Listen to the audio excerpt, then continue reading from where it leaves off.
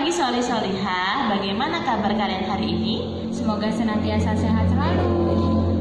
Soli Soliha, hari ini kita akan belajar tentang perkembangbiakan vegetatif alami pada tumbuhan.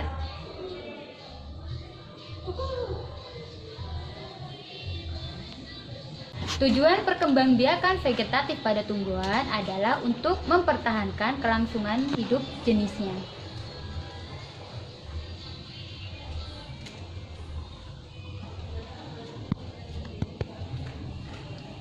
Nah, perlu kalian ketahui Soli Soliha, perkembangbiakan vegetatif adalah perkembangbiakan yang terjadi tanpa diawali proses penyerbukan, yaitu tanpa melalui peleburan antara sel kelamin jantan dan sel kelamin betina.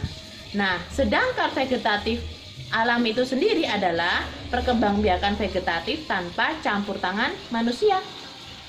Soli Soliha, pernahkah kalian melihat pisang, wortel, kentang, bawang merah, dan lain sebagainya? Nah, beberapa tumbuhan yang Ustazah sebutkan tadi itu merupakan contoh dari perkembangbiakan vegetatif alami. Alat reproduksi vegetatif alami pada tumbuhan antara lain 1. Rizoma atau rimpang atau disebut akar tinggal. Yang kedua geragi. Yang ketiga umbi lapis. Yang keempat umbi batang. Yang kelima umbi akar. Yang keenam tunas. Ada 2, tunas dan tunas adventif. Dan yang ketujuh ada spora. Nah, Soli Soliha, kali ini Ustazah akan menerangkan tentang alat reproduksi yang pertama, yaitu rizoma. Rizoma punya nama lain rimpang atau akar tinggal. Berikut tanaman yang perkembangbiakannya menggunakan rizoma atau akar tinggal. Rizoma atau akar tinggal adalah batang yang tumbuh mendatar di dalam tanah, menyerupai akar serta daun yang berubah menjadi sisik. Nah, ini terdapat berbuku-buku atau berruas-ruas pada setiap batangnya.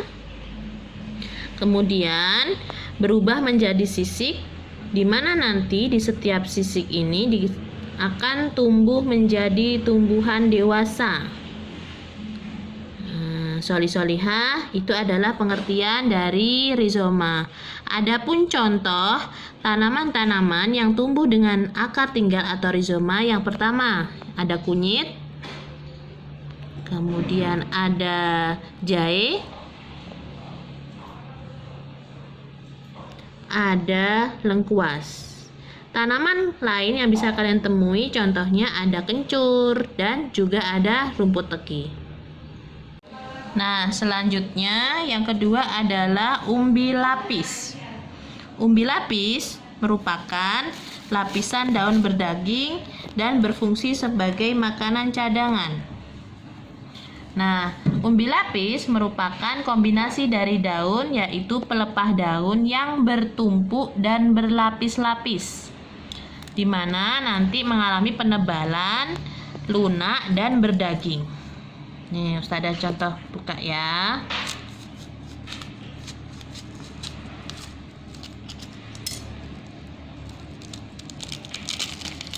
Nah, ini Soli Soliha berlapis-lapis. Perhatikan bagian di sini ya. Ini bagian yang berlapis-lapis, kemudian tebal dan lunak. Pelepah pada daun melekat pada batang yang pendek dengan buku dan ruas yang sangat rapat. Nih, ruas dan buku-buku yang sangat rapat, menyerupai lempengan yang disebut dengan cakram batang. Nah, ini akan merapat, disebut cakram batang. Begitu juga pada bawang merah. Bagian yang disebut cakram batang adalah bagian ini Soli Soliha. Ruas-ruas itu akan merapat dan membentuk cakram batang. Nah, adapun contoh tanaman yang menggunakan alat perkembangbiakan vegetatif alami yaitu umbi lapis. Yang pertama ada bawang bombay, kemudian bawang merah, kemudian ada bawang putih. Selain itu, tanaman lain ada bunga tulip dan juga bunga bakung. Soli-solihah, yang berikutnya adalah umbi batang. Umbi batang merupakan batang yang tumbuh di dalam tanah dan ujungnya menggembung membentuk umbi. Nah, itu tujuannya adalah untuk menyimpan cadangan makanan yang mengandung karbohidrat. Pada umbi batang terdapat mata tunas. Perhatikan di sini. Mata tunas. Ya, soli-solihah. Mata tunas. Kemudian di sini juga ada mata tunas. Ya. Nah, mata tunas ini nantinya akan tumbuh menjadi individu baru. Adapun contoh tumbuhan yang menggunakan umbi batang antara lain kentang, kemudian ketela rambat. Selain itu ada tanaman talas. Soli-solihah, selanjutnya adalah umbi akar. Apa itu umbi akar? Umbi akar merupakan umbi yang terbentuk dari modifikasi akar. Akar yang membesar hasil modifikasi tersebut berisi cadangan makanan. Umbi akar dapat terbentuk dari akar tunggang maupun akar cabang. Apabila umbi akar ditanam bersama pangkal batangnya, ini pangkal batangnya, maka pada pangkal batang tersebut akan tumbuh tunas. Tunas inilah yang akan membentuk tumbuhan baru. Yang berikutnya, perkembangbiakan tumbuhan secara vegetatif alami adalah spora. Spora merupakan sel yang berubah fungsi menjadi alat perkembangbiakan. Spora terdapat pada tumbuhan paku-pakuan. Spora terbentuk pada kotak spora atau sporangium. Ini sporangium namanya. Pada bagian bawah tumbuhan paku yang tua terdapat kotak spora yang mengandung spora. Apabila kotak spora pecah dan jatuh di tempat yang sesuai, maka akan tumbuh individu baru. Nah, ini contoh spora. Kotak spora sudah jatuh dan pecah di tempat yang sesuai, maka spora tersebut akan tumbuh menjadi individu baru. Nah, soli-solihah, selanjutnya ada alat perkembangbiakan vegetatif yaitu geragi atau stolon pada tanaman ini contohnya. Nah, sudah terangkan ya. Ini, geragi atau stolon adalah batang yang beruas yang tumbuh menjalar di permukaan atau di dalam tanah.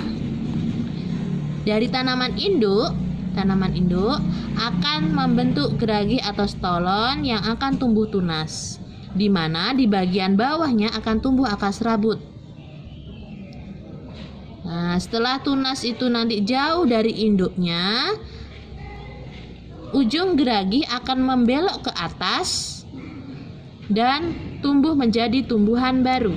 Nih, membelok ke atas menjadi tumbuhan baru yang hidupnya sudah tidak bergantung pada induknya, namun masih tetap berhubungan.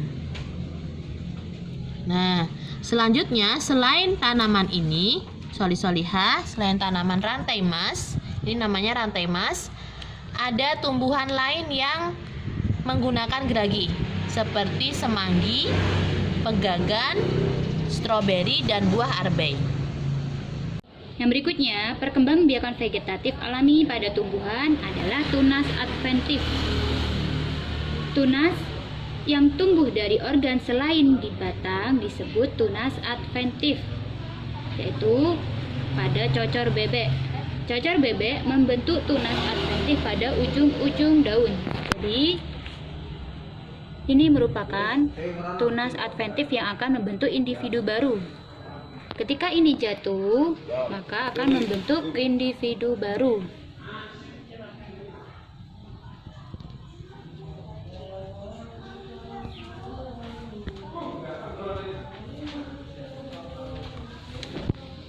Yang berikutnya adalah perkembangbiakan vegetatif alami pada tumbuhan, yaitu tunas. tunas pada ruas-ruas batang yang tumbuh di dalam tanah. Individu baru tidak jauh dari induknya, sehingga tumbuhan yang berkembang biak dengan tunas akan membentuk rumpun. Contoh tumbuhan yang menggunakan tunas adalah pisang dan bambu.